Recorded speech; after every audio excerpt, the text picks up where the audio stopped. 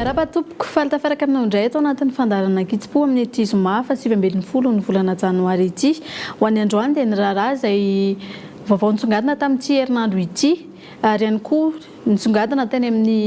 Haino Manjery samihafa teny ny mikasika n'ilay raharaha Houssine Narfa ilay teratany frantsay nandositra ny fonjany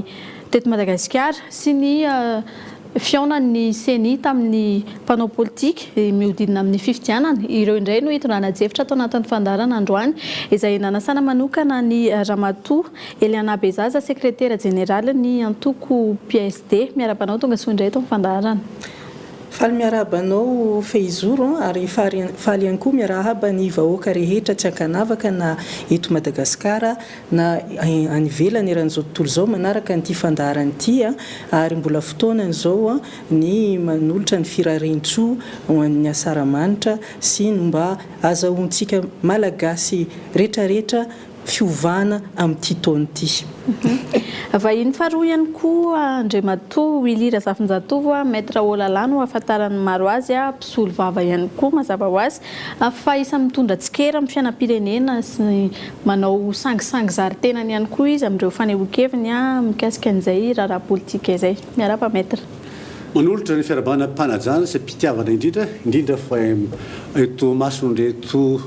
andriampavilanitra anankiroa tsara tareto kaiky reto faly mihitsy ny tenako miaraka amin'izareo ary manolotra mpanajana sy mpitiavana ihany koa ny araba tratry ny taona ho an'ny vahoaka malagasy sy ny rehetra ho tain'Andriamanitra enareo sy ny tanindrazantsika tompoko. Toy ny mahazatra mialohan'ny hijiranao anatin'ny ajefitra amin'ny tapany voaloha dia naraka fanadihadiana isika mamintana an'izay zamanitranga mikasika ny raharaha Houssine Narfa izay. Tompona andraikitra ambony eto amin'ny firenena no voatonotona amin'ilay raharaha Houssine Narfa taorian'ny fanambarana nataon'ny lehilahy ity tamin'ny gazety sy Haino Manjery. Mangina tsy nahinona fanazavana ireo tompona andraikitra ambony voatonotona hatramin'izao nanangataka ny fanehoan-kevitra avy amin'izy ireo ny mpanao gazety nanomboka omaly. Ny Prime Ministre androany no naneho hevitra toy izao. Aloha izao manko ny zavatra tiako tenenina zany amintsika amin'ny zavatra ohatran'io voalohany aloha mila tonitsika. Ny zavatra faharoa izay tiako tenenina zany isy fotoana iresahan'ny tompona andraikitra mpanjakana na ny procureur de la République maromaro koa mahakasika ny zava-nisy marina manodidina n'iny raharaha iny fa ny azoko ambara mahalehibe ny gouvernementa azadino ary zay zany mba hiangaviana antsika mpanao gazety foana gadra le olona nanao déclaration azadino zany ary gadra nandositra. Ho an'ny syndicat-ny mpitsara malagasy kosa dia vohitsakitsaka ny asin'ny fitsarana very ny fahamarinany amin'ity raharaha ity koa anjaran'ireo tompona andraikitra voatonotona amin'ity raharaha ity no mitondra ny fanazavana sy mitondra ny fiarovan-tena manoloana ny fanambarana nataon'ny Houssine Narfa. Ankoatr'izany anefa takin'ity syndicat ity ihany koa ny amoahana ny marina sy anaovana fanadihadiana lalina amin'ireo rehetra voakasika ity raharaha ity. Mikasika an'ireny fanambarana nataon'ny Andriamatoa Houssine Narfa reny dia mahatsiaro tena ho voahosom-potaka tanteraka ny fitsarana malagasy sy ny firenena malagasy iray manontolo. Noho izany zavatra izany dia tsy azo avela amin'izao reny fa mila fanazavana inona ny tena marina, iza mandainga, iza nanao inona ary tsika rehetra ny aranahita fa nisy gadra nitsoaka tao anatiny. Ny gadra io avy eo nilaza fa misy kolikoly na afahany nitsoaka. Raha dinihana tokoa olona hiverina fa dangereux ve dia mbola amoraina ny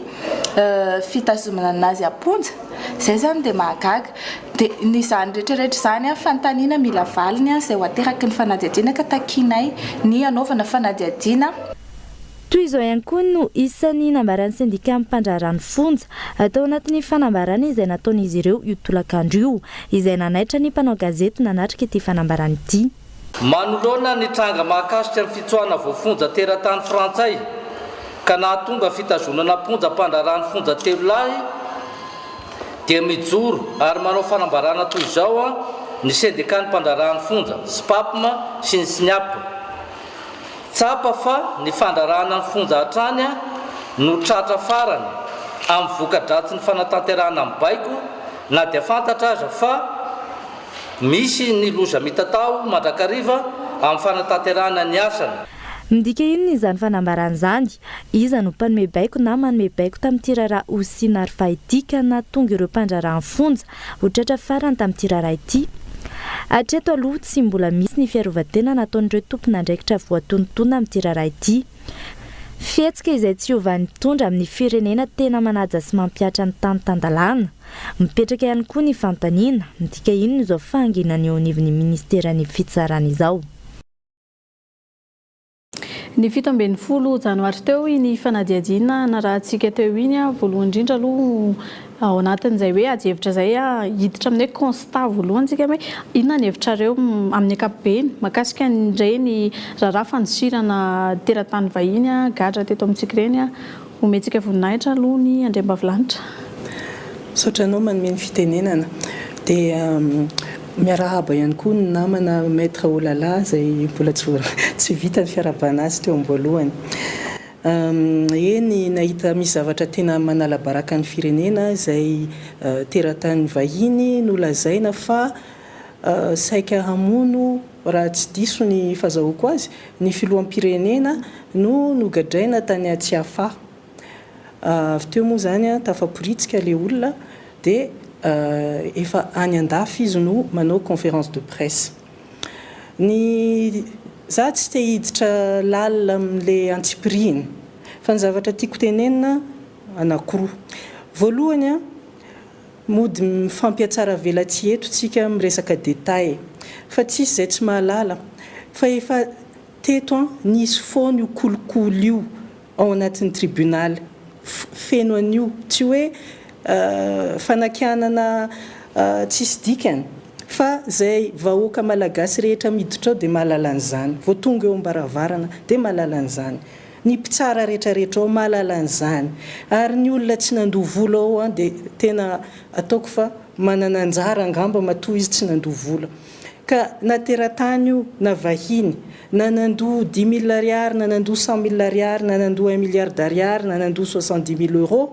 dia tsika tsy tokony mody gaga hoe misy an'izao fa zavatra efa hitantsika isan'andro ane io hoe ary io mihitsy ny anisany antony hitsanganana amin'ity fanaovana politika ity satria efa lasa lalina loatra lalipaka le resaka kolikoly ary ao anatin'io fitsarana io no tena ahitany vahoaka eny misy ihany koa ny any amin'ny gendarmerie ny betsaka zany ny secteur misy anazy io fa ny fitsarana no resahantsika eto tsy kisendrasendra ny tsanganan'ireny SMM reny tamin'ity taona ity satria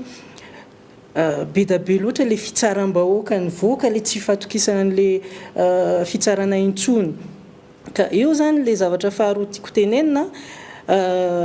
tsy hoe eto akory moa maître Olala ka mianararoatra iresaka ny 72 satria izy anisan'ny mpitaritolona tsy zay dia eo ka holazaiko mialoha fa tsy ilay tolona nataon'ny mpianatra tamin'ny 72 no kianiko eto izay fantatro fa legitime nisy zavatra nitakina fa kosa ny politika nanohizana n'ilay tolona dia ataoko fa na dia zareo tompony tolona aza mety misy zavatra betsaka tsy mahafaly andry zareo satria ohatrany hoe ignorer complètement zany ny fitakina fa nentana ny amin'tsy izy dia nilazaina fa ny république izay nitsangana tamin'ny 14 octobre 1958 saritsariny sarobakoly tsy tena izy nefany iny no tena nialantsika tamin'ny fanjanahantany sy tamin'ny satany mpanjaka kasa hoe république oviana indray zany ilay tena république satria ny zavatra hita taty aoriana zany dia ny soatoavina rehetra izay miaraka amin'izany république izany izay symbolique ny soiombonana dia lasa fitiavantena soa tsy fampizarana ny firalahiana ao anatin'ny fahasamihafana izay koa zany ny anisany tombontsoa azo avy amin'ny république hoe ny rehetra dia miainao daholy tsy manavaka finoana tsy manavaka foko tsy manavaka ninninina fa olona ray ao anatin'ny firenena malagasy anankiray la nation malgache dia lasa fifanavakavahana ny fitovian'ny rehetra eo anatrehan'ny lalàna moa dia efa tsy tenenina intsony fa zay ihany koa ny maha république ny république dia lasa misy tsy maty manota dia eo koa zany le hoe tombontsoa ambonin'ny firenena sy ny vahoaka maro anisa dia lasa tombontsoa ambonin'ireo ao anatin'ny fitondrana zay lasa manana saranga manokana zay sarangana andriana dia manao zay tiany atao fa tsy voabaiko ny lalàna hitodika kely atao amin'ny maître isika manahoana indray ny fomba fijery maître nyiny raharaha iny fotontony madame Bezaza teo ihany koa ny eo anivon'ny fitsarana zay ianao ao anatin'izany ilanantsiny aloha androany satria fantatra loatra fa ny zavatra atao androany dia ny hoe ankitsipo ny fahamarinana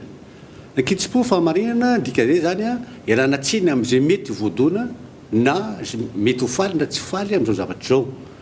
fa ny fahitako azy a dia misy tompona andraikitra tsirairay avy amin'ny tany sy firenena na tiana na tsy tiana indrindra fa resaka hoe tany démocratique républicain izany ka zay andraikitra zay a dia misy lohany a dia ny président république zay nahita n'io lehilahy ho sin'io a tany andafy mitondra azy taty Madagasikara fa hoe mpanolo saina azy zany olona miaraka aminy zany a akaikiny ary mifankaty mihitsy ireo olondrao tsy fantatra marina sa tsy marina voalaza ny osinina any andafy fa hoe misy olona zay tsy tiany avoaka fa hoe mbola arovana ozy izy que je protège encore pour le moment amin'izao zavatra zao ka mbany mbola omeny amin'ny manaraka hoe engany mba omeny satria mila zany fahamarinana zay zay malagasy a za zao satria alohan'ny mampisolo vava ny tenako dia malagasy aloha ny tenako ary mampiteny mamalagasy amin'izao fotoana zao ka za zany manontany tena satria matetika ny teny fa hoe farany teo a zany tamin'ny herinandro teo milaza hoe io ministre Elisa Rasolo io a dia fantatro tsara mihitsy ary talohany na ministra anazy enokeniko zavatra io a dia efa niteny taminy hoe tsy mety aminao a io toerana maministra io satria ho baikibaikon'olona hodikodin'olona gauche à droite ianao tahaka natao tamin'ny ministre André Seza Charles zay nampanaovina conférence de presse amin'ny folo sasany alina voaporofo izy amin'izao fotoana zao a misy zavatra zay ka marina sa tsy marina zavatra zay za mino fahafantarako madame Elise fa tsy corrompu mihitsy raha mateo a ary anisany tsara zay everina fa hoe mahay a sady tsara hoe na nididy zay avoakany azy a motivé tsara avokoa dikan'izay zany a olona azo antoko izy fa zay monko le mangaga manina ary tsy mamaly madame le ministre satria salamiko zao hoe mila mihitsy satria mino a fa tsy tsôly izy za miandry satria menatra sy marary ny tenako amin'izao fotoana zao a fa ninina zavatra resana mpiasa ao fitsarana any koa ny tenako dia rehefa hitany olona dia antanin'olona le zavatra io a dia menatra ka mba mila an'izay zavatra zay hoe mba ahafahany zay enatra miseho amiko zay zany ka raha miteny ny premier ministre hoe tsy tokony enona na ny ministre ny serasera fa hoe tsy fantatra fa c'est un misérable izy ministre ny serasera liolisa am'izao satria mandositra sana am'izao dia za hoe mba mieritreritra ve reto mpitondra fanjakana eto amin'ny tanyntsika ty sa tsy mieritreritra inona ny adidy voalohany indrindra ao anatin'ny sainy sy ny lohan'ny olona migadra aminy tahaky ny olona marary a rehefa marary ianao dia hoe tsy maintsy hitady dokotera mba ho sitrana ny olona rehefa migadra dia ny ao anatin'ny sainy voalohany indrindra hoe ahoana ny fomba hivoahako ato donc ny olona évadé zany amin'ny olona mpigadra c'est une prouesse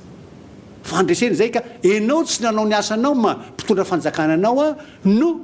tokony atao hoe misérable ary zay indrindra matetika ilazana fa tsy matetika moa zany fa teo farany teo président ny États-Unis ndray matoko Donald Trump teny hoe pays de merde zay filazana antsika amin'izao fotoana zao zany efa mieritreritra fa mety ny bolisitra le teniny sy ny eritreriny fa tsy le pays de merde fa le dirigeant de merde zay ny tokony zay le gouvernant de merde satria ianareo reo na tonga ny firenena tahaka zao a lasa ataon'olona hoe tainy fanjakana sy ny firenena amin'izao fotoana zao izy ny olona eto ambony tany hoe tsy aiky fa hoe tia Madagasikara ty dia manana ny misy azy na arena na olombelona manana endry koa izy a sy nyrehetrarehetra fa ny mpitondra mahatonga atsika lasa hoe merde ka za miteny fa mamerina fa hoe c'est pas le pays qui est de merde ce sont les dirigeants qui sont des dirigeants de merde hoe tsy afaka nampandroso ny tany sy ny firenena iverena kely hoe mitombona amin'ity raha ity somary ataoko anaty fony teny ihany hoe niaro ny ramatoa ministra ianao teo a mitombona amin'ity raha ity ve le fomba fiteny hoe manaiky matoa tsy miteny a amin'ilay tsy famalina n'lay raha tsy fantatra aloha satria tsy te hiaro any madame le ministre mihitsy fa nytintiko tenena teo dia hoe ny fahafantarako azy a dia ny olona tahaka an'izao asa tsy fantatro kidimo consent ve araky ny teny voalazanao teo a na hoe le silence d'or tsy fantatry zay rehetra aododola nge zany fa za fotsiny araky ny teny teo sy mizavatra mihitsy de hoe tia fantatra marina tahaky ny vahoaka rehetrarehetra satria taniko tia mamenatra anazy ao zavatra zao manahoana kosa indray fomba fijerina ny ramatoa Bezazana izay voalazan'ny maître rehetrarehetra teo zay fahitako azy zany a efa lasa loatra le resaka kolokolo de tonga misy fotoana zany tsy maintsy mibaribary anala baraka fa tsy possible tsony tonga amin'ny summum ka raha miteny moa maître hoe olona fantany no tsy manao kolokolo madame ministre za aloha tsy hiditra amin'izany satria za de ohatran'ny vahoaka rehetra ihany any anatin'ny gazety a no maka ny information a de raha ny zavatra hitako any a de ohatran'ny miakable azy ihany tsy hoe za akory no te hiakable azy fa ahoana ohatra misy zavatra ray fotsiny ohatra zao de tsy azoko hoe ahoana moa ny olona araka ny fahafantarako azy a miakatra ny degré ny gadra ary tsy ahafana ambony indrindra rehefa vita ny jugement ka le izy moa sady tsy nisy ny jugement no tonga de tany amin'le tsy afa anefa aveo mbola niverina taty an-tanymora de dikan'izany ve eo anelanelany eo azo ataony tsy manao fitsarana nefa hita fa kelikely ihany le zavatra de afindrany amin'le gadra moramora anefa ny famonoana filoham-pirenena betsaka zany le zavatra tena tsy mazava ary aminay de tena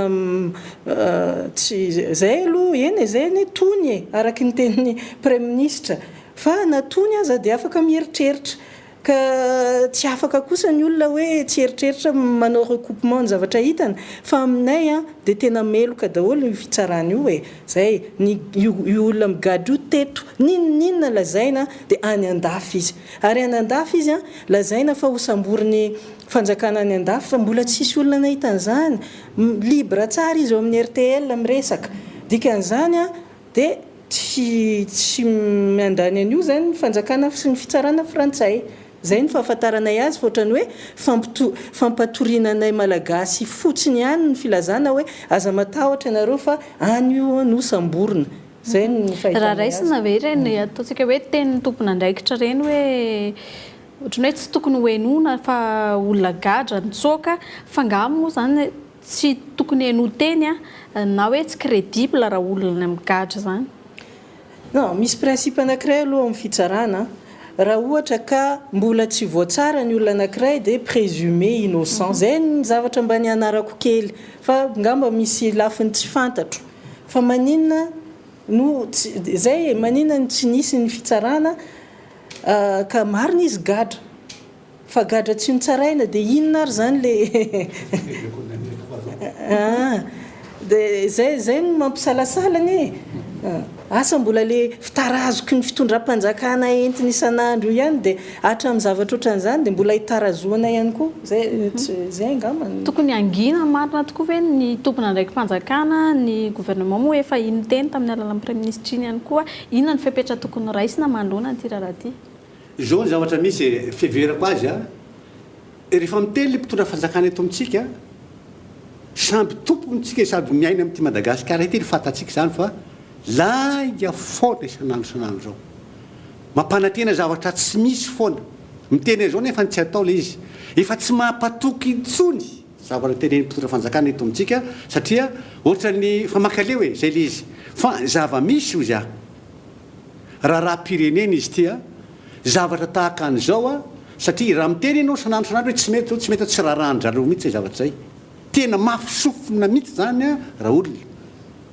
ka izao zao le porofony sy ny zavatra ataony hoe le mafisofina anjareo a zao ny zava-misy noho ny atao le mpitondra fanjakana tsy mety mieno mihitsy izy zao porofo zany am'izao fotoana zao ka raha ohatra ka mba misy fiovana kely am'le mpitondra fanjakana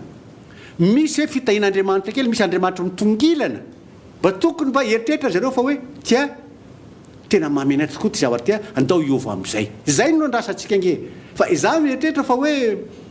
tsy misy manko le miteny hoe jery arina tava tsy jerina arina tava mihitsy zay satria firenenay no en jeu ka samby tompontsika ka am'izay fotoana zay a zao no tentsika hoe fitsaram-bahoaka fitsarana hoe voan'ny fitsaram-bahoaka sy ny gendarme mariny polisy ny sécurité ny miaramila mariny zany ka za mindraindray miteny amin'olona ary mahagaga ny olona ndray hoe za hoa tsy contre fitsaram-bahoaka mihitsy gaga ny olona miteny izany fa za kosa hoe tokony ho tedavina hoe inona mahatonga fitsaram-bahoaka any tokony jerevana fa tsy hoe ny olona manao fitsaram-bahoaka akory ny diso fa le nahatongava ny fitsaram-bahoaka satria tsy mahatoky intsony le fitondrana ny olona tsy manana n'izany hoe mpiaro zantsony le vahoaka dia lasa izy no manao le satria ny feo ny vahoaka dia feon'Andriamanitra ozintsika la voix du peuple c'est la voix de Dieu dia efa tsy vita intsony izy dia mivoaka amin'izay zany le herin'Andriamanitra avy any amin'ny vahoaka hoe tsy vita intsony ty fa mijaly zay sam'izao da tsy manao disika noho izany amboary ny toetra ataovy tsara ny asy ataovy ny fahamarinany dia ho afaka moramora ary hitanareo fa tsisy tsony fitsaram-bahoaka rehefa manao fahamarinana antsika ka noho izany io anatra anankiray ngeza be tokony ararotiny zao fa hoe hovaina ny fitondrana ty fireneny ty fa tsy atao am'le sitrapoly hoe anao trafike akafananan'olole andeha anambaka ny rana sy ranony hoe hitetika hoe animbana ny rana sy ranona tsy zay tsony fa mba amboaro ala izy satria fantatray fa noho ny fifidanana ho avy amin'ity taona ity dia manao ny zavatra rehetrarehetra ianareo za mialatsiny fa mitondra fanjakana foana fa za tsy mihevitra mihitsy fa hoe ho avy amin'olon-kafy io fa fitondram-panjakana foana iza natonga ny osina teto fa tsy mpitondra fanjakana raisina andraikitrareo ary mpitondra vahoaka fa hoe tompona andraikitra ianareo tamin'iny taona iny ihany koa ndresahana foana ny hoe fanadiovana ny fitsarana ty raharaha ty ve nefa tsy voamaika mandetika sy maharatsy endrika ny fitsarana malagasy amin'izao fotoan'izao eny io ny hoa zavatra efa lalipaka be ary diso raha ohatra ka ny fitsarana ihany no asiana grand écran satria io araka ny teniko teo dia ny république ray manontolo rehefa very ny soatoavina républicaine hoe tsy ndrarahina dia tsy nampianarina ny olona hatramin'ny fomba tokony atao hoe inona ny dikan'izany lova républicaine zany raha nampianarina ny olona ane zany tamin'ny alalan'ny instruction civique zay efa tsy natao tsony hatramin'ny ela raha nampianarina ny olona ane zany dia iny ihany mamolavola olombanina eto amin'ny fireneny ka fantany loatra ny mahasoa ny soatoavina républicaine sy ny tokony amindrana any amin'ny taranaka mandimby dia izy ihany no hiaro an'ilay zavatra fa malheureusement no badoina ny olona tsy fantany akory inony zany soiombonany zany inony zany fitoviny rehetra hoe intérêt antsika ane zany hoe zany fitovizany rehetra eo anatrehan'ny lalàna zany misy ny continuité ny fiarahamonina io zany no mandrindra ny fiarahamonina ao anatiny zany ny fitsarana ka io zavatra rehetra io no tokony amboarina ka zay efa nanoratra ihany taratasy tany amin'ny président de la république ty ny endriko ty efa tamin'ny 2016 izy ty moa fa dia tsisy tohiny tsisy valiny moa tsisy fa ny titre dia hoe sosikevitra avy amin'ny antoko PSD fangatahana ny 14 octobre ho atao lanonana nationaly mba hanamarinana ny fihavanam-pirenena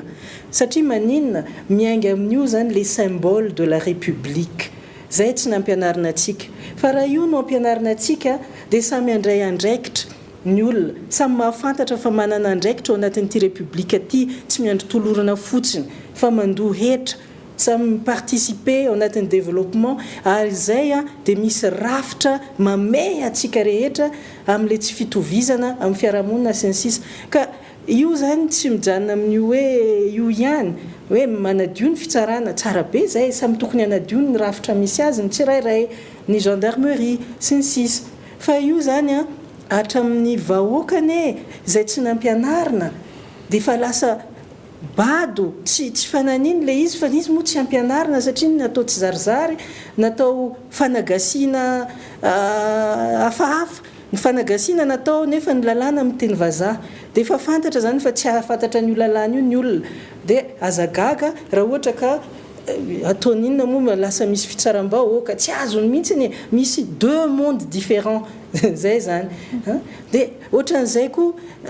fanagasiana atao ny développement rehetra amin'ny teny vazaha makany amin'ny banky ianao raha tsy mahay teny vazaha ianao tsy afaka manao chèque dia aiza zany le gasy kely tsy mahay teny vazaha tsy possible akany amin'ny banky dia inona ny tohiny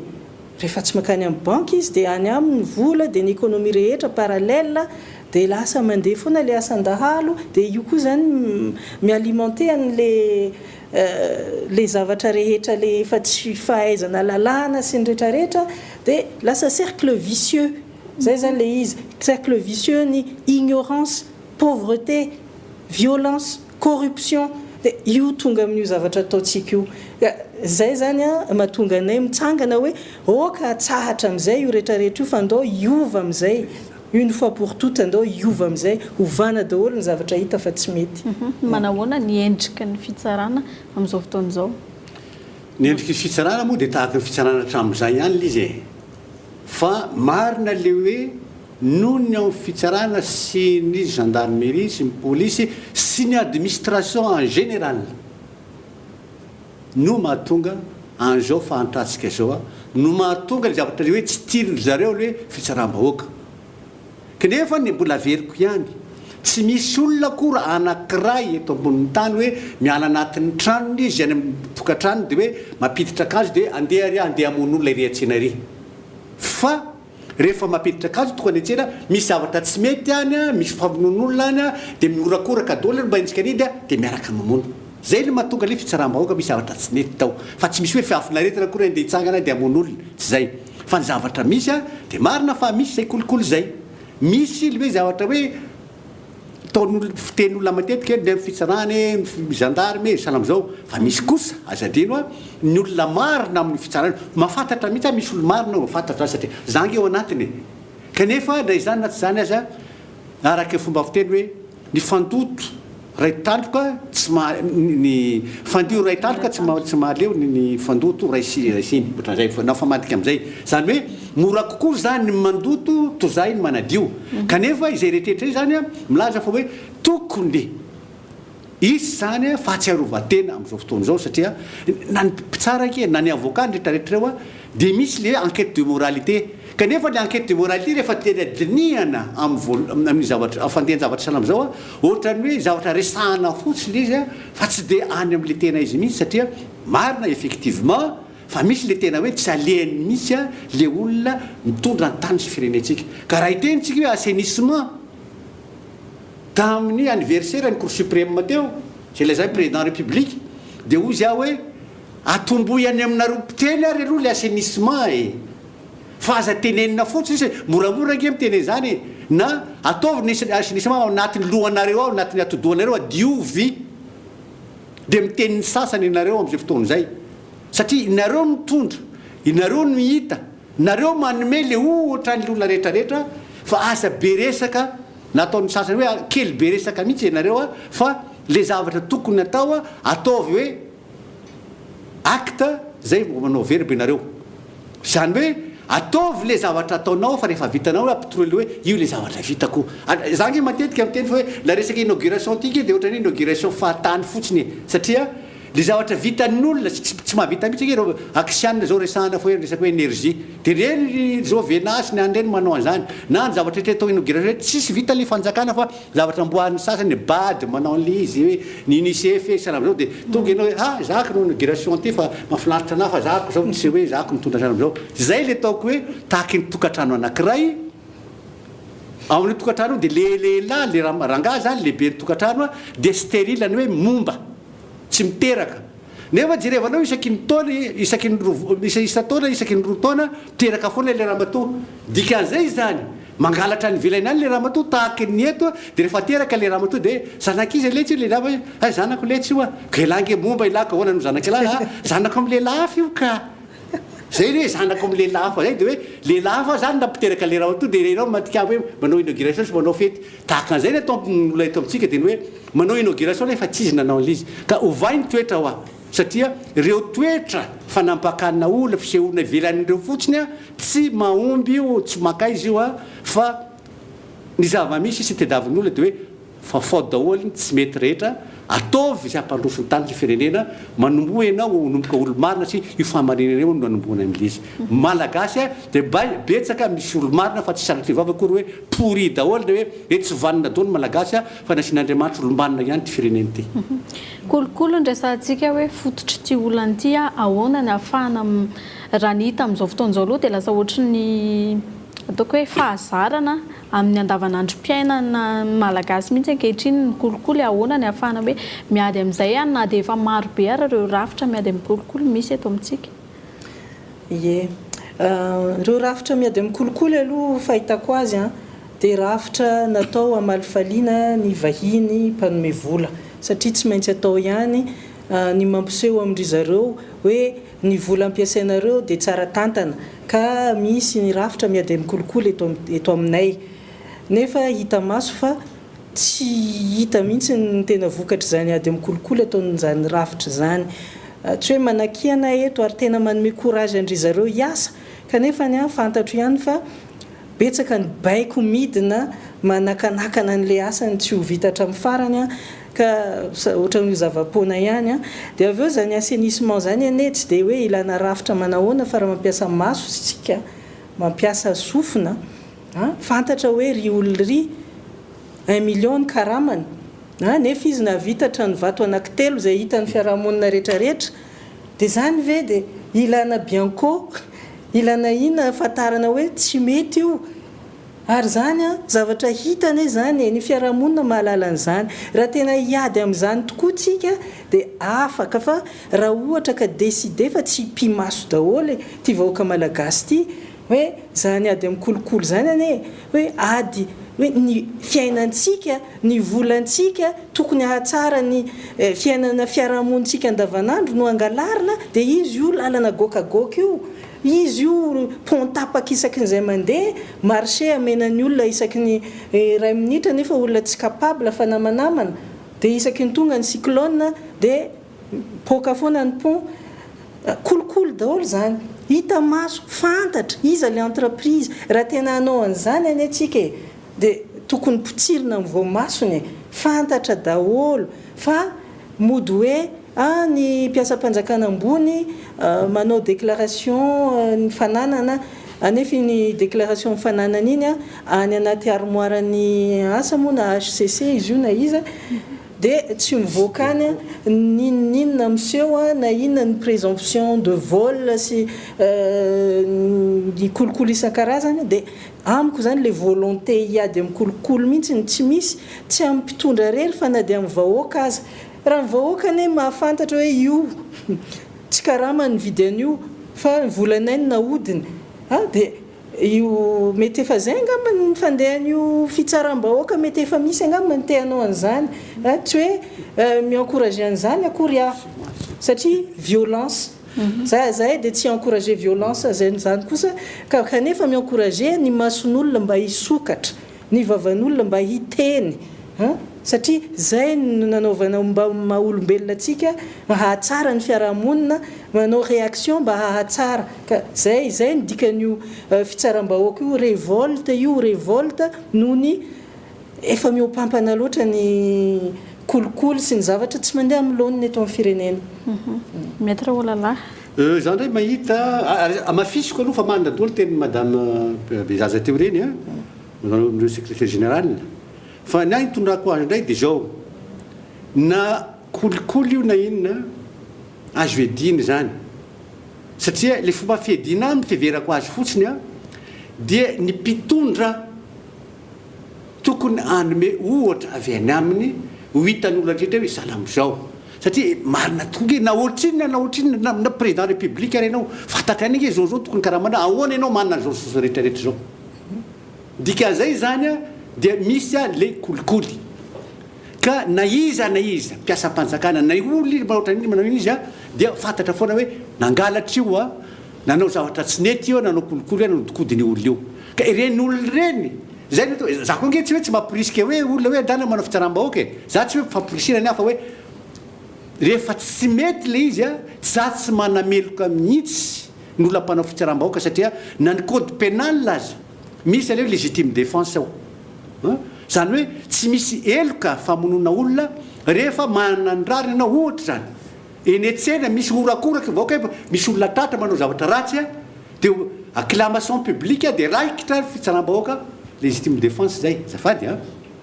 dikan'izay zany tsy famporisihana akory zany fa hoe andeha mamono olona fa noho ny zava-misy dia misy ho zavatra io ka zany tiako tenenina amin'izay zany dia zao fa mba mahasosotra ihany koa zany hoe mba asa moa tsy fantatry ny hoe na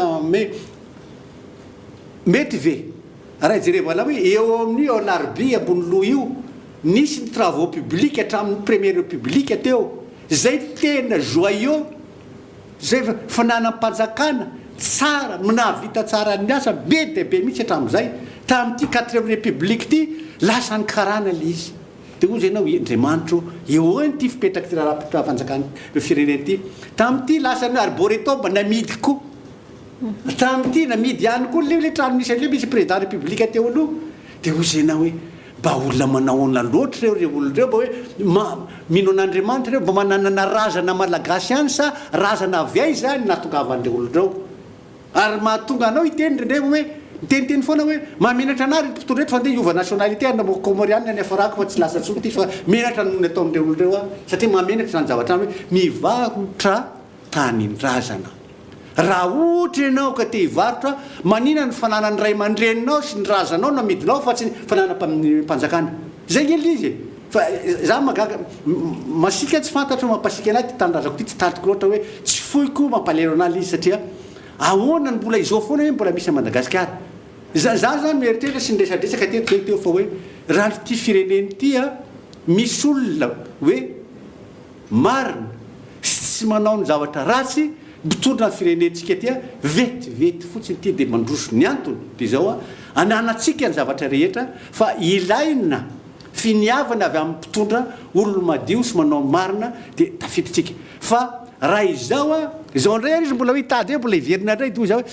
inona nianganontsika eo tsika raha mbola verina eo reo olona reo araky ny teniny Andriamantoafary zay fa fidio eo reo fa reo izy Andriamantoafary voa eo hoan'ireo ndray nareo raha mbola verina reo reo ka tandrema re tompoko tandrema re tsika malagasy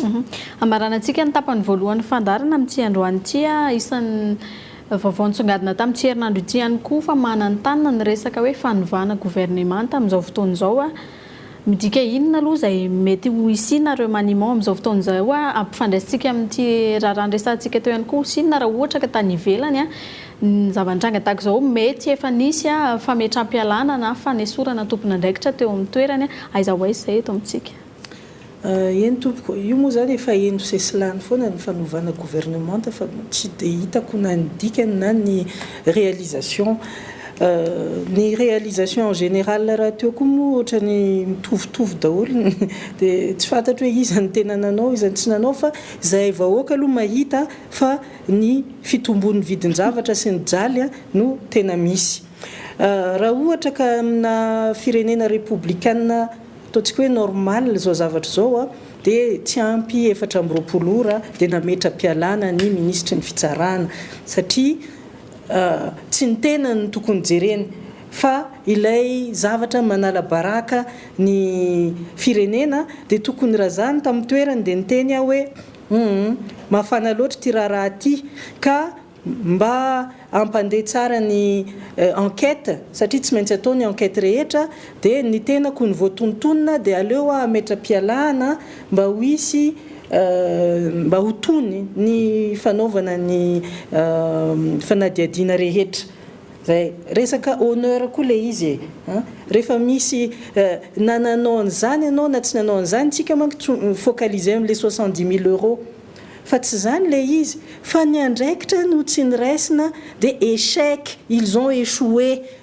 ary ao anatin'io échec io dia afa-baraka ny firenena malagasy manontolo zay fotsiny dia tokony ampametra-pialana tsy ny ministre ny justice akory aza fa izy mianakavy rehetrarehetra ao ka raha tsy fantatro ny antony mety resaka fifidianana angambany no tokony anaovany an'izany raha misy an'izany projet zany fa zay moa tsy dia au courant n'izany loatra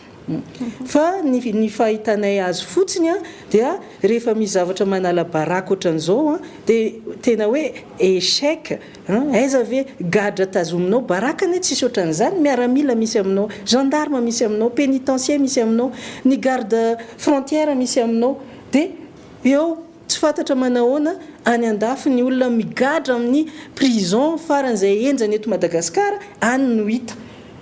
zany ane dia baraka tsisy ohatr' zany dia raha mba manana hoe sens de l'honneur ny olona tompony andraikitra amin'izany tsy mila andrasana tsy mila roasana fa avy hatrany dia mandray andraikitra hoe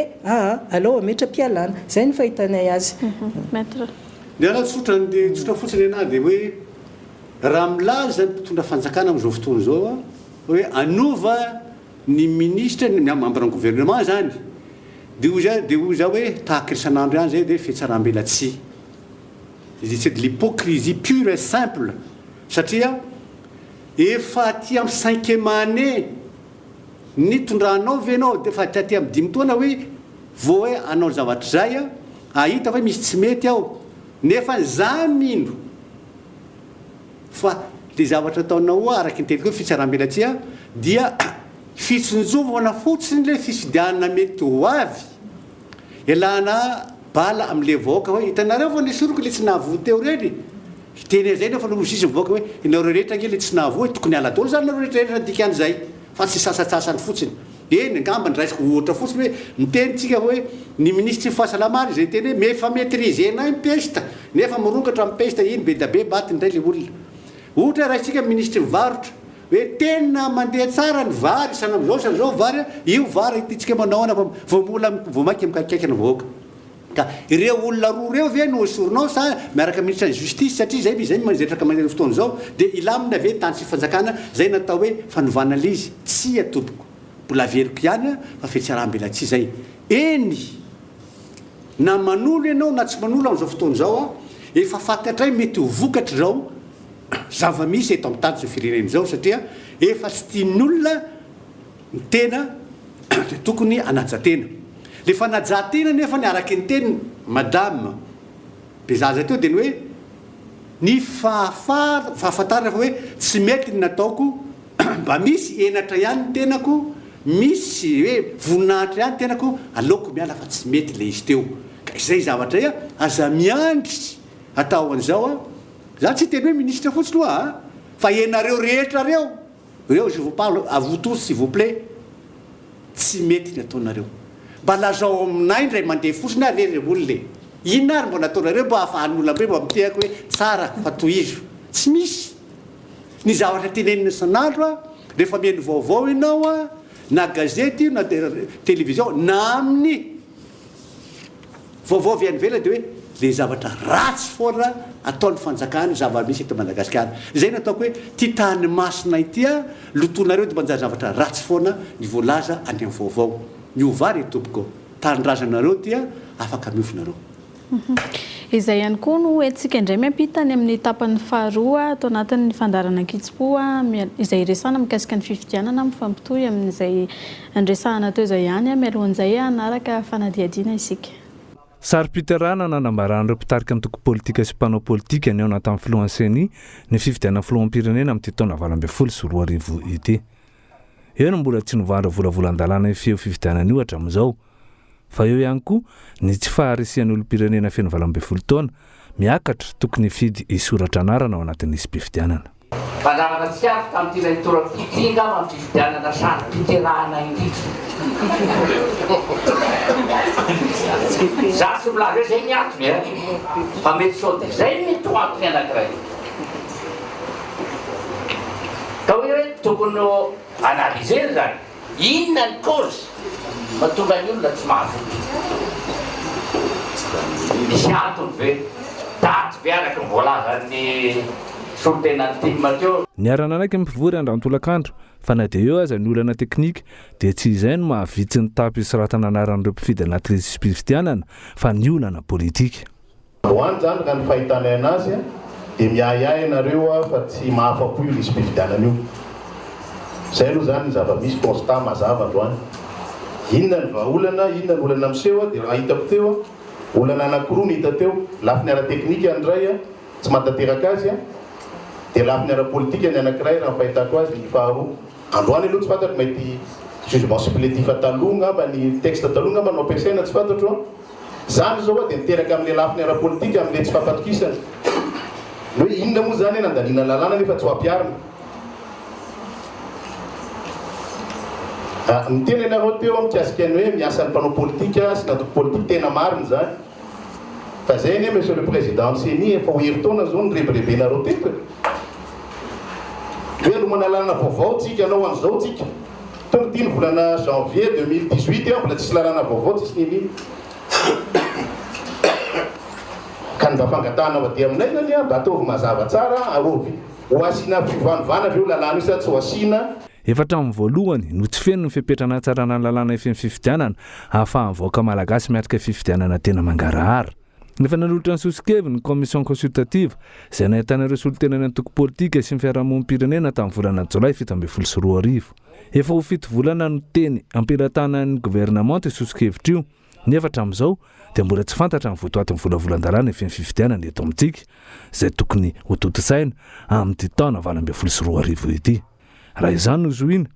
dia amin'ny fanahifahana mpanantanteraka mihitsy no sakana amin'ny fanatanterana ny fifidianana madio sy tena mangarahara andraisany rehetra anjara eto Madagasikara. Izay mikasika ny fanadihadianana raha tsika iny nisy ny fihaonanareo mpanao politika tamin'ny CENI azonao lazaina eto anatin'ny fandarana hoe votoatin'izay resaka nisongadina tao. Ie. Ny antso anay mpanao politika moa zany ny CENI mikasika ny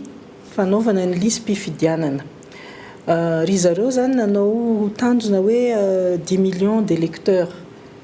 Nefa tsy tratra zany ny tanjona tsy arakaraky ny fieritreretandry zareo fa vitsy kely ny olona manoratra anarana satria tsy rotsotra zany ny olona dia ny antony nanantsovana anay mpanao politika dia ny fanometanana amin'izany zavatra zany satria mazava ho azy fa didin'ny mpanao politika ihany koa ny manetsika ny mpikatroka amin'izany fanoratana anarana amin'ny lisy mpifidianana zany le ka ny zavatra hita dia zao ny resaka état civil io ane zavatra efa natao tsirambina depuis après 72 voalohany aloha nisy tamin'ny andro taloha zany atao hoe karatrisan-dà zany marina fa be fanakianana mikasika an'izy io ary dia nidakana mihitsy ohatrany tsy nisy nefa io karatrisan-dà io dia nisy any avantage voaisa ny olona aloha fa ny politika rehetra eto ambonin'ny tany tsy maintsy miainga amin'ny fanisana olona ary ny antsika dia mandeha anjambany tsisy olona voaisa dia ahoana zany ny afatarana hoe firy ny hôpitaly amboarina firy ny sekoly amboarina satria zay ane ny politika famokarana fa tsy hoe mipetraka fotsiny eo ianao mpitondra politika dia manao zay tianao atao fa miainga nefa zay mihitsy n'le zavatra tsy marototra ny mpanao politika zay eo amin'ny fitondrana ny fanisana olona dia tsy voaisa zany ny vahoaka dia tsy vitan'izay nisy koa le esprit ny antony anaovana an'io dia le esprit hoe chacun participe au développement économique samy manao na olona rehefa olona 20 taona miakatra tamin'ny andro taloha dia nandohan'io daholo dia tsisy zay dia le fitezana amin'ny karapanondro zany sady tsy terena moa ny olona anao karapanondro tsy terena ny olona hiditra anaty lisy mpifidianana dia lasa hoe isaky ny misy fifidianana foana vao misy hetsika ataon'ny fitondram-panjakana anao karapanondro dia satria hoe amin'iny zany tsisy zavatra aloha dia hitezaina amin'ny resaka akamona ny olona tsy forcena mihitsy io ne raha vao tsisy zavatra manery ane ny olona tsy anao fa raha ohatra ka hoe terena izy hoe isaky n'izay mihetsika tsy maintsy savaina isaky ny mandeha tsy maintsy misy zany ny zavatra ilana karapanondro dia fa ny ilana karapanondro eto amintsika tsisy afa-tsy hoe any amin'ny banky ohatra le niteneniko teo dia rahain'olona inona moa fa izy aleony tsy makany amin'ny banky dia na 10 taona izy tsisy olona isava karapanondro any anaty ala any dia mitovy ihany milamina ny fiainana tsisy fiovana ka anoratra anaty lisy mpifidianana le rafitra mihitsiny zany tokony asiana fiovana tokony atao obligatoire ny fanoratana anarana anatin'ny lisy mpifidianana fa raha zao zavatra zao dia tsy mahagaga raha ohatra kakamo ny olona dia lasa fividianana ny élection avy eo fa tsy fifidianana zay tsy ilay fomba fanao politika hatramin'izay mihitsy ve fa mankaleo ny olona mahatonga ny olona tsy rototra amin'izay sa ahoana fomba fijery metra ny nalo ny metra dia tsotra ihany voalohany indrindra resaka fifidianana resantsika zao za aloha tsy nasaina tany amin'ny fivoriana tany amin'ny CENI io satria tsy anisany mpanao politika efa le anisan'le malagasy manaraka ny zava-misy eto amin'ny tany sy ny firenena ka za zany mieritreritra olotsotra anahako dia nisy resaka henoko teo fa hoe misy lafiny roa lafiny teknika sy lafiny politika ny teknika moa fa tsy tenenina iny mahatonga ny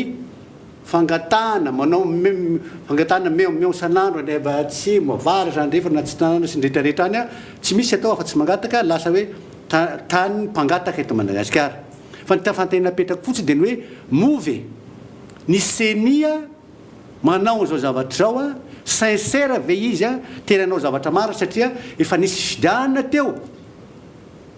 zay nanome zany ny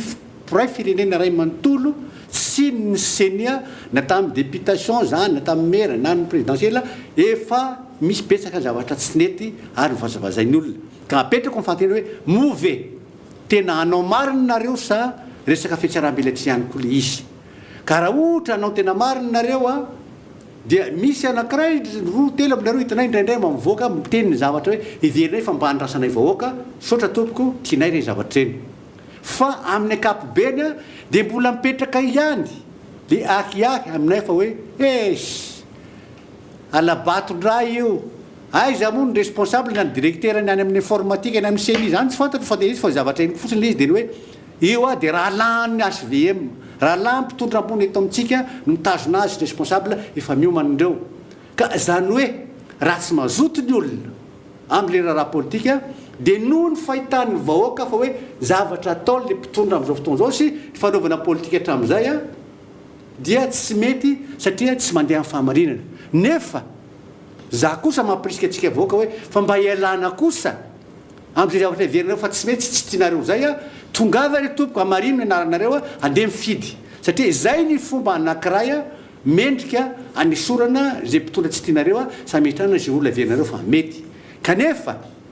mandeha ihany koa ny resaka amin'izao fotoana zao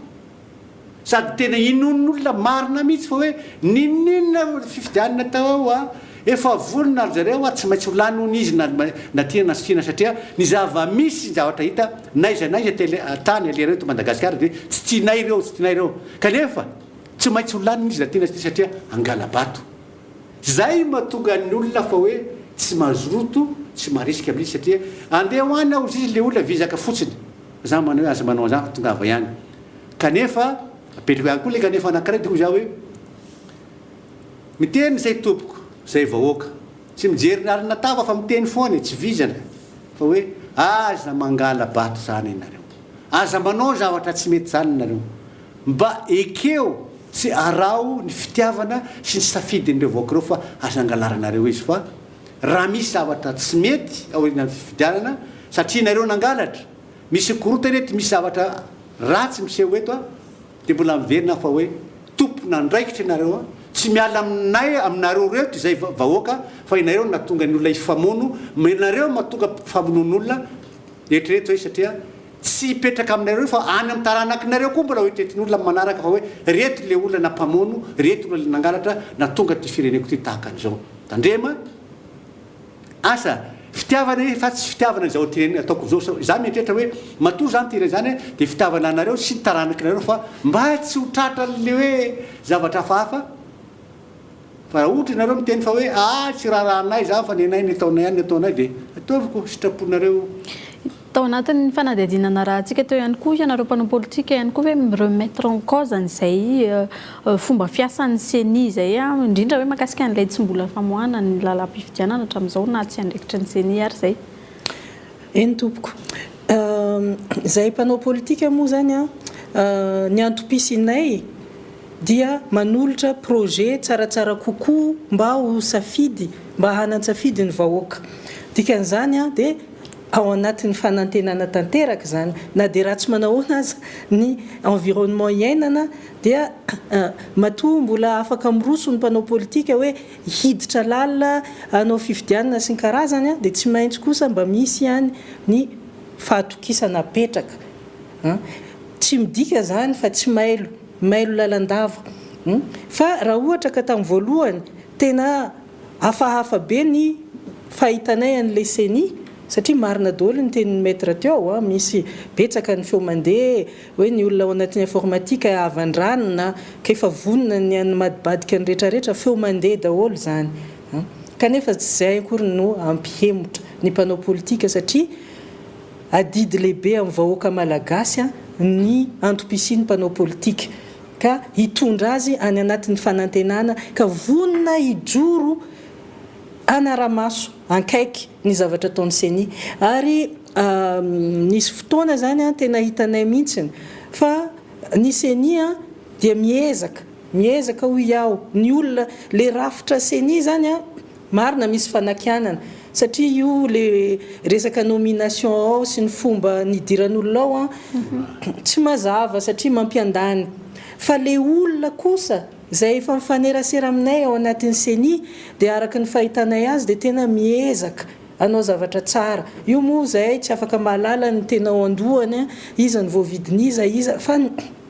zavatra hitanay kosa dia misy ihany zany ny finiavana amin'ireo olon'ireo ka antenaina hoe hitohizany zavatra zany fa zahay dia manome toky fa zahay tsy ala akaiky eo ary anaramaso ankaiky ny fandehan-javatra rehetra satria efa miara-miasa zay zao ka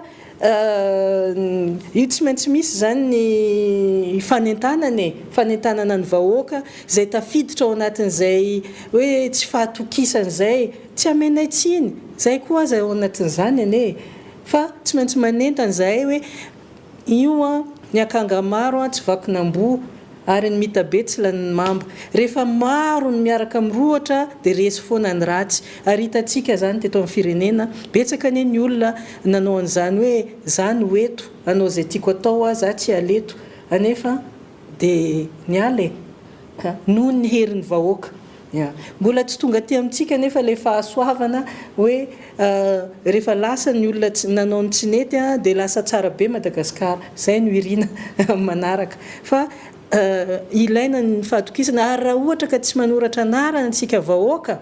dia zava-poana fa zay amin'ny mantoko politika anay dia manentana hatrany antsika vahoaka ny anatin'ny tokantrano zay mbola matoritory zay hoe tsy mahatoky zay hoe oka mba iseho ny maha-olo-pirenena antsika tsy resaka fahatokisana ny na ranona fa zo amin'ny maha-olo-pirenena tsy tovizana amin'ny gadra tsy tovizana amin'ny biby sanatria resaka dia ny fanoratana lisy ao anatin'ny fanoratana anarana ao anatin'ny lisy mpifidianana mba hanana an'izay zo hifidy izay ka azariana ny zo ananana zay zany mba hafatra kely iantefa any amin'ny vahoaka rehetra eran'ny Madagasikara. Somary efa naneho hevitra ihany maître tao anatin'ilay fanehoan-kevitra tamin'ny fanadihadiana teo mahakasika an'ilay fitsipy talao na ifeny fifidianana na ny lalàna amin'ny feny fifidianana zany zay angatahan'ny mpanao politika ny voany sa tonga dia hanohy an'ilay za mahita alohan'ny tenena koa dia za hoe raha mbola tsy kivy ny mpanao politika malagasy tamin'ny hoe fahatongavanareo tany amin'ny seni dia mideranareo tenako hoe tohizo satria izay mba andrasanay vahoaka zany raha tsy kivy ianareo hisorana anareo zay zavatra zay fa ny zavatra mampalahelo koa tsy ianareo rehetrarehetra no manana tena hoe le sincérité amin'ny zavatra zay fa misy le fafantatr'olona hoe misy sasatsasany le mpivadibadika tsy fantatra tsony na caméléon io na inona fa ohatrany manana eny na palitao tsy fantatra tsony fa zay zavatra zay dia hoe idiranao nareo sa mbola tsy kivy fa hoe mbola manolotra ihany tsy manaraka fa ny zavatra tianay marina zay vahoaka dia ny hoe move zay fanamboarana lalàna izay ho an'ny fifidiana sy nrehetrarehetra iverina hoe nataona amin'ny seni izay lalàna natao rovina io zavatra io ampiasaina rovina sy mba mendrika oarana ve izy satria ny zavatra fantatray hatramin'izao dia ny hoe na ny lalam-panondrenana ange amin'izao fotoana izao hoe zay mbola hiainana sy nofidiana napetraka hitondra ny tany sy firenena zay niozona ny président république fa hoe ekeny tahaky ny anak'Andriamaso fa arahany sy ho ajainy dia hoy za hoe io ny kilalao ny sanandro manitsakitsaka an'io zay zay fahafinaretany ohatrany lekizy manao sy trampoline dia samikimikina dia mihevitrevitra reny dia io fahafinaretany itsakitsahany ohatran'ireny lalam-panondrenany ny article 54 72 à 16 na haute cour de justice aiza hatramin'izao ka izaho mieritreritra hoe lalàna amin'izao fotoana izao tediavinareo ve na avoaka indray ho hitsakitsahana sa tena mpiarina marina ayainay sady zay ndre mipetraky zavatra zay fa hoe move tena ao anatin'ny sainareo sy nyrehetrareo marina ny hoe ny finiavana sy fitiavana anaraka ny lalàna zay misy satria betsaka ny lalàna eto ary tsy misy firenena manana lalàna betsaka ohatra atsika fa tena betsaka ary kilalaonareo fa nitsikitsahan'izy io faharoa zay zay fanteny kosa mba ny hevitro zavahoaka kely ty zany zay hevitro avokako zay teny hoe raha misy constitution lalam-panay tokony hovaina sa tsy fantatro fa hoe enareo zany karakaran'io zavatra io zao fotoana zao satria mombany hoe tsy azoazonareo le izy ataovy homano le izy fa tsy atao amin'ity taona ity tsy atao amin'ity fitondrana ity fa am'izay mpitondra vaovao lany eo a vao mipetraka izy a ny tokony atao le référendum anaovana ny zavatra e fa raha amin'ity taona ity c'est pour le besoin de la cause io zay fomba fiteny satria ilainareo amin'ny zavatra amin'izao fotoana zao no fidanana fotsiny anaovana io satria na eo zavatra io a efa manana tetika ataonareo any nareo araka la ten'le olona hoe tsy matokotsolo zay mety raha angalabato reo e zany zavatra zay ka noho izany a aza mba kitikitihana lapaneo satria tsy mety zany fa homany fotsiny le izy a fa zay mpitondra vaovao lany ao zay président vaovao a manomboka ny taona voidirany eo a tahaka ny tokony ametrahany notre cour de justice no tsy maintsy tokony ataony ny fandanina zavatra ia apetrany avoaka satria raha efa misy efa taona izy zay manina tsy nikitihany io raha ohatra tokony kitihana fa izao ianao vao ikitiky aza mikitikitika eo araka tenin-dralahy raha tsy sendratay de atody a afafy io zavatra io fa aza mikitikitika amin'ny zavatra ianareo fa hosahirana ka amboary tsara ny toetra dia mba arao ny teny tetaataon'ny olona satria raha misy miteny mbola mamena hoe tsy aratsy ianareo a tsy aratsy ny firenena tenena zany fa atsaratsika mba afahantsika menakavy miaraka midoladola miaraka miaina tsara amin'ity tanytsika mandeha dia mandeha fotoanantsika fanontaniana alohan'ny farany mialohan'ny amaranantsika ny fandaharana mbola misy anankiroa zany amin'ny fikarakarana fifidianana ny filoha lefitry ny seni dia efa niteny fa 9 volana mialohan'ny fifidianana farafakely no ilan'izy ireo an'ilay lalàna mifehy fifidianana ifehezana anomanana fikarakarana rehetra amin'ny mateknisianina embolana ao alohan'ilay tena fifidianana koa nefa tsy azo kitihana intsony a ny izay lalàna mifehy fifidianan'izay ahoana inona mety zavatra hitranga raha ohatra ka tsy mifanaraka tamin'ilay fakakevitra anareo mpanao politika sy ny société civile ny lalàna ivoaka eo a ao anelanelanyireo daty ireo raha ohatra ka efa any amin'ny hoe tsy azo kitihana intsony izahay aloha dia tsy dia miraisonner en terme de hoe zao volana na zao volana fa logiquement zavatra efa tokony nivoaka io nenay efa nivoaka efa nivoaka boky ngeza be raketina namena ny gouvernement tamin'ny mois de juillet 2017 dia inona zany nanakana nanao an'io aingakaingana nisy an'le hoe commission interministérielle nanao an'io zay niantso anay mpanao politique dia ny antony nanantsovany hoe discutena zany satria zay nanolo-kevitra dia hanome anay an'le résultat ny asa nataony dia mba hifanakalo hevitra kanjo moa ny zavatra nameny anay tsy résultat ninninona fa mbola le asa nataonay ihany ny résumena natao kelikely aza ka inona moa fa dia tezitra zany mpanao ohatrany hoe fahalalanay azy maka 19 any amin'ny communauté internationale hoe jereo fa nantsonay daholo anay retolo reto hoe zay dia tena démocrate anefa allez voir les zavatra ao anatiny ao tsisy zavatra hoe nidiscutena na inona dia hatramin'izao zany samy manana ny lalàna ny voaka io daholo ny olona fa tsy amin'ny fomba ofisialy fa amin'ny fomba zay nangalany azy tany fa mbola tsy naseho anay hatramin'izao zany zavatra zany fa efa nivoaboasan'ny télévision sy ny sisa ka tsara ihany raha ohatra ka atao mialo satria ny fitsipodalao ekeny rehetra no garantie fa tsy hoisy ny ady ao aorianany fifidianana fa rehefa ny fitsipodalao no forcenao eken'ny olona nefa tsy eken'ny olona dia zay koa dia garantie fa hoisy indray zany ny crise ary zay indrindra no hiadivana no hifarimbonan'ny olona rehetra hatramin'ny communauté internationale mba hialana amin'izay crise miverimberina zay eto Madagasikara ka raha ohatra ka mbola zay indray ny toetra ataon'ny fitondram-panjakana dia tompony andraikitra tanteraka izy amin'izay korontana mety hitranga eo fa raha zany teo amin'ny toerany dia tsy miandry an'izany valovolana mbola mois de mars zany inona ny tsy hamoana an'izany raha pitso afaka pitso ny assemblée moa zany efa hoe ivorony amin'ny mois de janvier zay mba nangataka ihany hoe les démarches avy aminareo les démarches hoe miantso anay dia ataovy hatramin'ny farany ampiseho anay zany résultat n'izany zavatra zany dia avy eo tsika manao discussion inona moa no manakana an'izany fa malheureusement tsy ohatra zany fa ohatrany hoe valiboraingina isan-karazany fanambaninanay mpanao politique zany indray no nivoaka zay tsy iverenako eto intsony fa tiako ampitsaivina fotsiny amin'reto mpitondra fanjakany reto tsy hoe nareo ny eo amin'ny toerana ka tsy maintsy ajaina foana nareo dia tsy azo valiana dia zay valiboraingina ataonareo dia mety daholo fa mba tsinjovy les résultats ary amin'ny janvier 2019 hoe inona ny vokatry ny zavatra nataonareo fa nareo ihany no tsaraina amin'io ka dian'izao dia aleo tsika ifanaja zahay akory tsy te haka ny toeranareo araka ny lazainy sasany tiany le izy fa zahay dia mba mila ny zavatra milamina la paix ozy ny vazaha eto Madagasikara ka zay ny antony tsy hoe idiranay amin'ny zavatra tsy tokony idiranay akory fa zahay dia tafiditra zato isan-jato ao anatin'ity sujet ity ka zay fotsiny zany tsy hoe manery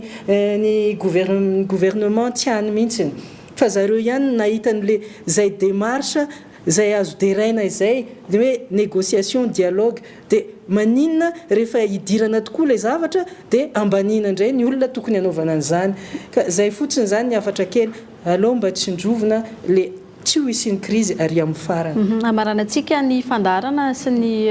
ajefitra mikasika an'izay fifidianan'izay manakaiky fifidianana tokoa tsika amin'izao fotoan'izao dia misy niverina indray reo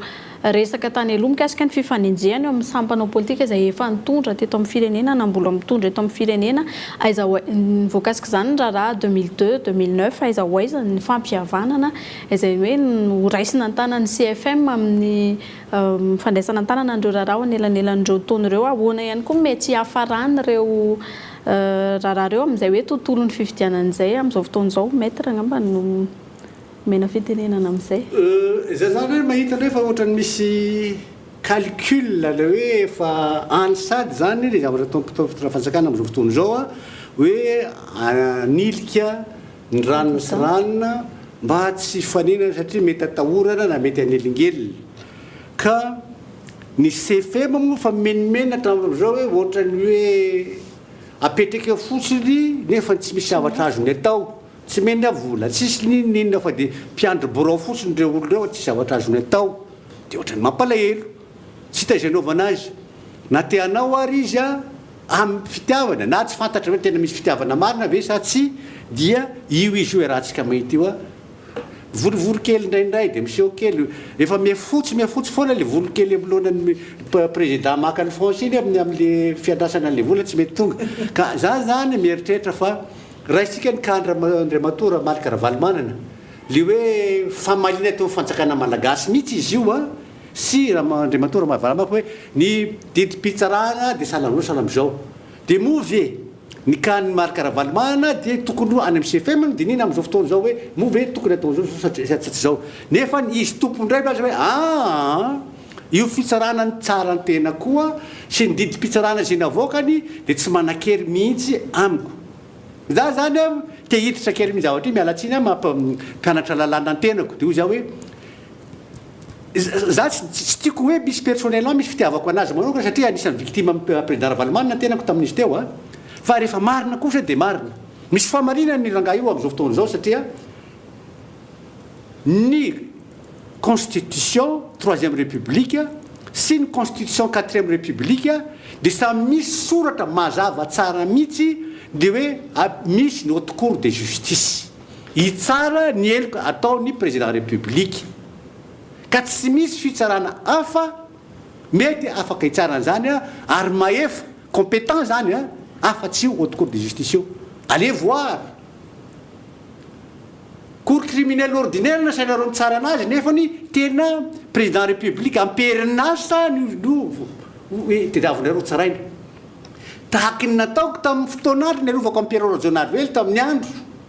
Malika Ravalomanana ho président république zay ny tsara satria misy laza fa hoe misy tompoko notre cour de justice tokony tsara ampiarozonary velo fa tsy ity cour criminel ity ny tsara azy neo natao ihany le izy dia izay no atao hoe jurisprudence ono zay no atao hoe maefa io zavatra io dia za hoe ny ratsy vitany teo aloha ve zany tompoko dia arahana foana nefa ny vahoaka mamono tena raha ny latsaka dia efa fantatra hoe tsy nety natao tamin'ny ravalomanana dia izay ihany mbola atao amin'izao fotoana izao dia amiko zany le nanatra lany dia za hoe tsy compétent io cour de justice io raha cour criminel io fa le cour de justice tokony tsara andrisy ka noho zany ny lalàna mivoaka tamin'io zany didim-pitsarana tokony tsy anakery satria raha ohatra misy divorce ve ataon'ny olona dia hoentinao ny cour criminel na misy olona vonon'olona dia ho tsarainao aty amin'ny tribunal civil tsisy daholo zany aza manao hoe mandray ny olona ohatra ny vendrany nareo fa tsy mety zany fa ny jurisprudence ny dika zany dia hoe misy olona manao zavatra tsy mety efa hita fa tsy mety le tao nefa io zavatra tsy mety nataon'io dia tsy misy voalaza amin'ny lalàna tsy prévu dans le texte dia tsy maintsy tsaraina ihany le izy dia zay didy voaka avy amin'io didim-pitsanana zany zay natao hoe jurisprudence fa ity kosa lasa aloha amin'ny zafady indra fa kosa fa hoe voalaza mazava tsara ao amin'ny constitution fa misy notre cour de justice nefa zavatra hafa nataonareo tsy jurisprudence zany tompoko faniliana candidat ao amin'ny fifidianana ihany koa ve no andraisan'ny PSD an'izay zay tsy dia mahay lalàna fa ny zava-misy zany no hitanay rehefa tonga teto Andriamatoa Marc Ravalomanana ntsokosoko dia tsy hita be ihany zay nanaovana azy fa dia navela izy en liberté raha ohatra ka efa nisy zany zavatra zany maninona izy tsy nisamborina ohatra le didy fisamborana natao voaingana teo tamin'izay fotoana izay satria tamin'izay fotoana izay mbola tsisy an'ilay fifidianana zany hoe ny zavatra kianinay dia ny fanangarona ohatrany hoe opportuniste be zany le fitsarana opportuniste hita le olona eo efa fantatra angamba misy zavatra vaovao efa fantatra daholo ny reny zavatra reny tamin'izay nefa dia nekena ny fitongavany teto amin'ny firenena maninona tsy nisamborina nanomboka tamin'izay fa efa hoe anao déclaration de candidature